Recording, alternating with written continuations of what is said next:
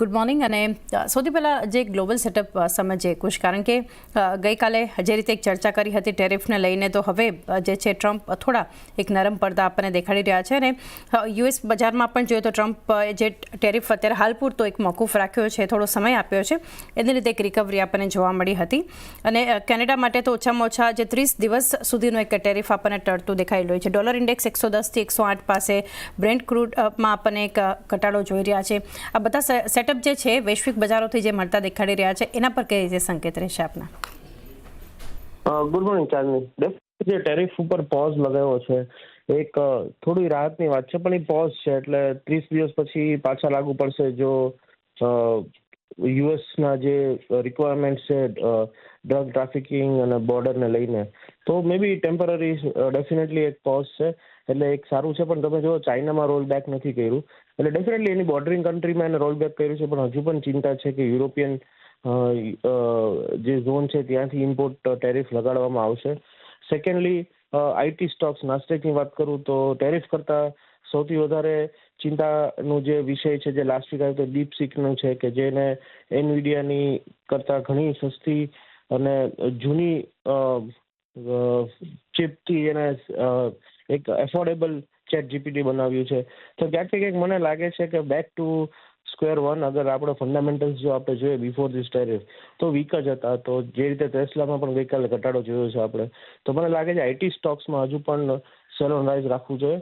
મે બી ડાઉ Jones stable રહે છે, પણ જો યુરોપિયન યુનિયનમાં તમે ફ્યુચર્સ જો ત્યાં હજુ ટેરિફનું કોઈ ક્લેરિટી નથી એટલે ત્યાં એક પ્રેશર છે. તો ડેફિનેટલી અત્યારે હાલમાં રાહત છે, બટ ઓવરઓલ વ્યૂ હજુ પણ સેલ ઓન રાઇઝમાં જ રહેશે વેસ્ટર્ન કન્ટ્રીઝમાં. ઓકે, તો એક વેસ્ટર્ન કન્ટ્રીઝ માટે એક સેલ ઓન રાઇઝનો એક વ્યૂ બનતો આપણે જોઈ રહ્યા છીએ. હજુ પણ એફઆઈએસ અને ડીઆઈએસના ફિગર્સ માટે એક વ્યૂ લઈએ કુશ, તો 3,958 કરોડ કેશમાં વેચ્યા છે એફઆઈએસે. 2,708 કરોડની ખરીદદારી ડીઆઈએસ દ્વારા આપણે જોઈ રહ્યા છીએ. અને ઇન્ડેક્સમાં પણ હવે ખાસા ફરી એક નેગેટિવ નંબર્સ 1,667 કરોડ વેચ્યા છે. સ્ટોક ફ્યુચર્સમાં 1,512 કરોડનું વેચવાલી આપણે જોઈ રહ્યા છે. એફઆઈએસની શોર્ટ પોઝિશન રેકોર્ડ ઊંચાઈ પર બનતી જોઈ રહ્યા છે, અને લગભગ પાછલા 4 મહિનામાં શોર્ટ કરીને જોરદાર કમાણી અહીંથી આપણને કરતા દેખાયા છે. કઈ રીતે બધા ફિગર્સ જોઈ રહ્યા છે એફઆઈએસ ડીઆઈએસના? ડેફિનેટલી હજુ પણ ચાંદની વેચવાલી કરશે એનું કારણ છે કે એક ઓર પોઈન્ટ જે આપણે ડિસ્કસ કરતા રહી જાય છે, મે બી સોશિયલ મીડિયામાં પણ કે મીડિયામાં બહુ હાઇલાઇટ નથી થતો કે એફઆઈની બજેટમાં એફઆઈ માટે નેગેટિવ ન્યૂઝ આવ્યા છે. કારણ કે 1 એપ્રિલ 2026થી long term capital gain tax જે 10% હતો એફઆઈ ઉપર, એ 12.5% કરવામાં આવ્યો છે. એટલે તમે જો એ પોઈન્ટ જો તો એ લોકો અત્યારે પ્રોફિટ બુક ડેફિનેટલી કરશે, કારણ કે 25% ઇન્કમ ટેક્સ વધારે દેવો તેના કરતાં એ લોકો અત્યારે પ્રોફિટ બુક કરશે. અગેન કરન્સી ડેપ્રિસિએશન આપણી થઈ રહી છે, એ પણ એને નુકસાન જાય. એટલે જેમ જેમ આગળ જાય ને જો કરન્સી આપણી ડેપ્રિશિએટ થાય છે તો એમને લોસ જાય. તો ડેફિનેટલી એ બે ફેક્ટર જોતા એફઆઈનું સેલિંગ પ્રેશર હજુ પણ રહી શકે છે. અને જો ઉપરાંત આપણી ઇકોનોમી સ્લોડાઉનના સંકેત આપે છે, તો 3 ફેક્ટર સ્ટ્રોંગ થઈ ગયા છે: કરન્સી ડેપ્રિસિએશન, ઇન્કમ ટેક્સ અને ઇકોનોમી સ્લોડાઉન, કે જેની લીધે એફઆઈ હજુ પણ શોર્ટ બિલ્ટઅપ કરશે ઇન્ડિયન માર્કેટ્સમાં. તો ડેફિનેટલી મારો વ્યૂ હજુ પણ એફઆઈ સેલનો જ છે. બટ જ્યાં સુધી ડીઆઈ સપોર્ટ કરે છે ત્યાં સુધી આપણે મોટો ઘટાડો નહીં જોઈએ. બટ જે દિવસે ડીઆઈના ફિગર્સ સ્ટેબલ થયા ત્યારે થોડું પ્રેશર આવશે. So FI are still expected to be negative. Okay, હજુ પણ એક નેગેટિવ એફઆઈએસ અહીંયાથી જતાં આગળ દેખાઈ શકે છે. એક વ્યૂ બનતો આપણે જોઈ રહ્યા છીએ.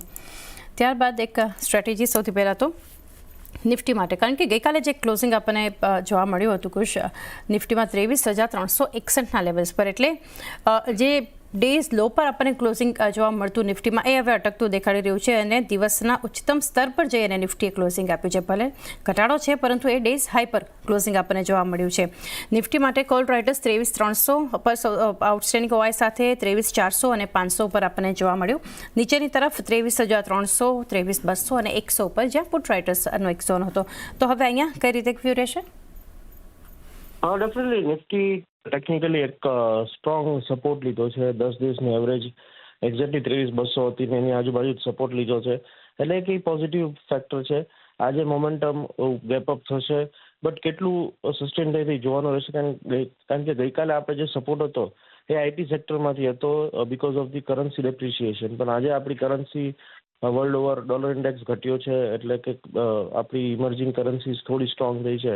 તો આજે કયો સેક્ટર સપોર્ટમાં આવે છે જોવાનું રહેશે, કારણ કે again RBI policy will be in focus, એટલે banking stocks are in focus. But મને લાગે છે નિફ્ટીમાં જ્યાં સુધી 23,500 ઉપર ક્લોઝિંગ નથી આપતું ત્યાં સુધી થોડું વેઇટ એન્ડ વોચ કરવું જોઈએ. સેટરડેનો જે હાઈ છે એ મને લાગે છે કે એક રેઝિસ્ટન્સ બનીને રહેશે, કારણ કે જો બજેટનું જે ઇફેક્ટ હતી બધી પતી ગઈ છે. 2 trading sessions have passed on, એટલે હવે factor is purely on RBI policy. તો મારું માનવું છે ટેકનિકલી 23,200 સ્ટોપ લોસ રાખવો જોઈએ લોંગ સાઈડ, અને ઉપરની સાઈડ 23,700 ટાર્ગેટ.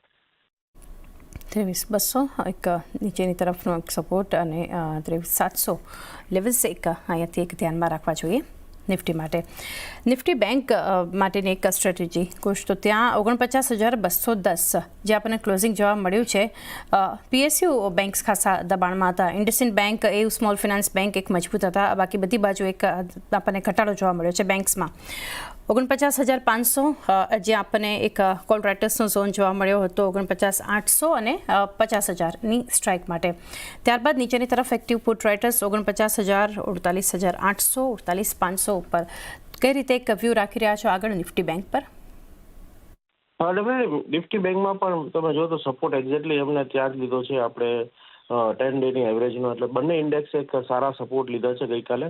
બટ હવે જોવાનું રહેશે કે આજે અહીંથી કઈ બાજુ ક્લોઝિંગ આપે છે. તમે જો એસબીઆઈ પ્રેશરમાં છે, કેનરા બેંક, બીઓબી ઓલરેડી પ્રેશરમાં, એટલે PSU banks are in pressure. Private sector દિગ્ગજ બેંકો ફ્લેટ છે, જ્યારે સ્મોલ બેંક્સ આર પરફોર્મિંગ, એટલે થોડું કન્ફ્યુઝન છે એ બાજુ. તો મને લાગે છે કે bank Nifty will be the deciding zone કે આજે માર્કેટ આગળ કેવી રીતે રહેશે. તો મને લાગે છે બેંક નિફ્ટી 49,500 ઉપર જો સસ્ટેન થાય છે તો ડેફિનેટલી સ્પોટ લેવલ ઉપર તો એક પોઝિટિવનેસ આવશે. બટ હું આજનો દિવસ વેઇટ એન્ડ વોચ કરીશ બેન્કિંગ સ્ટોક્સમાં. Just wait for the closing, કારણ કે જે બેંક નિફ્ટીના ટીમમેટ્સ છે દે આર ઇન્ટરનલી એટલું કોર્ડિનેશન નથી, એટલે એક દિવસ વેઇટ કરો, બધા ઇન લાઇન આવે પછી આપણે કોલ લેશું. બટ હાલમાં કોઈ ટ્રેડ નથી લેવાનો. નીચે સપોર્ટ 48,800 ને ઉપર રેઝિસ્ટન્સ 49,500. ઓકે, તો હાલ પૂરતો તો કોઈ ટ્રેડ અહીંયાથી નથી લેવાનું. એક વ્યૂ આપણને નિફ્ટી બેંક માટે બનતો દેખાડી રહ્યો છે. સ્ટોક સ્પેસિફિક એક્શન જાણીએ કુશ, આજે કોઈ સ્ટોક્સ તમને લાગી રહ્યા છે ફોકસ માટે? એક મે બી મને લાગે છે કે માર્કેટ તેજીમાં આવશે તો ડિફેન્સિવ સ્ટોક પ્રેશરમાં આવશે, તો ફાર્મા સેક્ટર મને લાગે છે થોડું પ્રેશર આપી શકે છે. તો સન ફાર્મામાં એક શોર્ટ કોલ લઈ શકાય. 1750 ફ્યુચરમાં સ્ટોપ લોસ, નીચે 1700 ઇન્ટ્રાડે ટાર્ગેટ, ને એની નીચે 1660 પોઝિશનલ ટાર્ગેટ જોવા મળી શકે. તો સન ફાર્મા એક શોર્ટ કોલ લઈ શકાય. ઓકે, શોર્ટ કોલ અહીંયાથી સન ફાર્મા ફ્યુચર માટે 1750નો એક સ્ટોપ લોસ અને 1700નો ટાર્ગેટ અને પોઝિશનલ ટાર્ગેટ 1660 સુધીના તમને નીચે દેખાઈ શકે છે સન ફાર્મા ફ્યુચર સેલ. કુશ, રજા લેવાનો સમય થયો છે તો આપના ડિસ્ક્લોઝર જાણીએ. જે પણ સ્ટોક્સમાં આપણે ચર્ચા કરી પર્સનલ પોઝિશન નથી, બટ ક્લાયન્ટ્સને સેમ રેકમેન્ડેશન્સ આપેલા છે, તેમની પોઝિશન હોઈ શકે છે. ત્યાંની પહેલી જે પસંદગી છે KSCL નું કાઉન્ટર છે, કાવેરી સીડ્સનું. એક ઇમ્પોર્ટન્ટ ટ્રાયંગલ પેટર્નનો બ્રેકઆઉટ જોયો હતો લાસ્ટ ટ્રેડિંગ સેશનમાં. લાસ્ટ ટ્રેડિંગ સેશનમાં ગઈકાલે એક રિટ્રેસમેન્ટ જોવા મળી રહ્યું છે. સારા વોલ્યુમ્સ બિલ્ડ થયા છે. મોમેન્ટમ ઇન્ડિકેટર પણ મોમેન્ટમમાં જોવા મળી શકે છે. સ્ટોપ લોસ જે રાખવાનો છે કાવેરી સીડ્સની અંદર 925નો અને લક્ષ્યાંક 1025 સુધીના એક્સપેક્ટેડ છે. બીજી જે પસંદગી છે આરતી ઇન્ડસ્ટ્રીઝનું કાઉન્ટર છે. ઇમ્પોર્ટન્ટ રિવર્સલ ફોર્મેશન જોવા મળી રહ્યું છે. 465 પાસે એક માઇનર હર્ડલ છે. જે રીતના વોલ્યુમ્સ બિલ્ડ થઈ રહ્યા છે, મોમેન્ટમ ઇન્ડિકેટર પણ એક બાઇંગનું સિગ્નલ દર્શાવી રહ્યો છે. આરતી ઇન્ડસ્ટ્રીઝમાં બાઇંગની સલાહ છે. 440નો સ્ટોપ લોસ રાખવાનો છે અને 530-530ના લક્ષ્યાંક એક્સપેક્ટેડ છે. સૌથી પહેલા તો આપણે જે વાત કરી કે વોલ્ટાસ ગઈકાલે on the budget day as well નીચેના લેવલથી એક સ્ટ્રોંગ રિકવરી આવતી જોવા મળી હતી અને ગઈકાલે ફર્ધર અપટિક મોમેન્ટમ તમને આવતું જોવા મળ્યું હતું. તો 1400 થી 1420ના ઝોનમાં બાય કરવાનું રેકમેન્ડેશન રહેશે. આજે ઓલરેડી 20 રૂપીસનું ગેપ અપ થઈ રહ્યું છે, તો થોડું વેઇટ કરવાનું રેકમેન્ડેશન આપીશ. બટ 1405 થી 1410ના લેવલ ની આસપાસ અગર ઓપન થતો તમને જોવા મળે છે, ઓપન પછી તમને એ લેવલની આસપાસ ટ્રેડ થતો જોવા મળે છે, તો એ લેવલની આસપાસ તમે બાય કરી શકો છો. નીચે 1365ના સ્ટોપ લોસ રાખી શકો છો અને ઉપરની સાઈડ પર 1480 થી 1500 રૂપિયા સુધીના પોઝિશનલ ટાર્ગેટ વોલ્ટાસ માટે એક્સપેક્ટ કરી શકો છો.